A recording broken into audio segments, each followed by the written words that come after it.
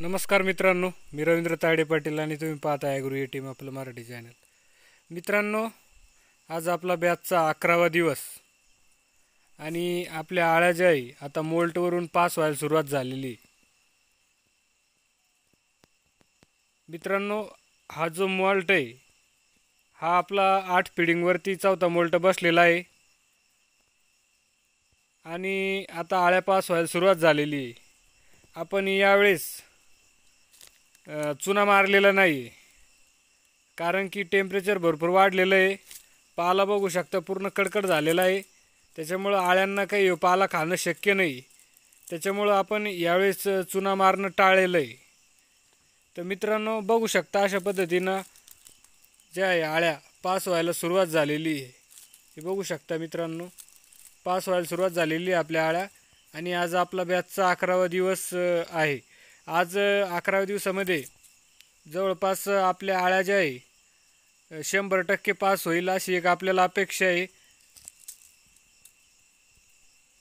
आणि आपण पास झाल्याच्या नंतर आपण जे सप्लिमेंट पावडर याच्यावरती घेणार आहे.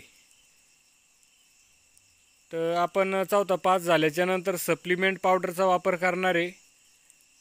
सप्लिमेंट पावडर जे आपण त्याचा जो उपयोग आहे तो थंडीमध्ये जास्त केला जातो, कारण की मस्करडाइन येण्याची शक्यता असते.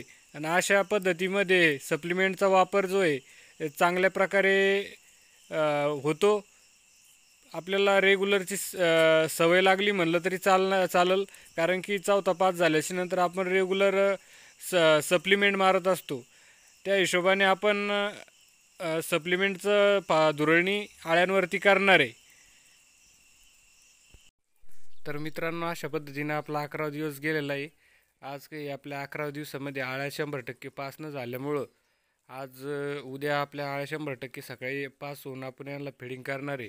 त्याच्यामुळं 11वा दिवस तरी आपल्या आळ्या 100% पास नाही झालेल्या आहे मित्रांनो. अशा पद्धतीनं आपला 11वा दिवस पूर्ण झालेला आहे.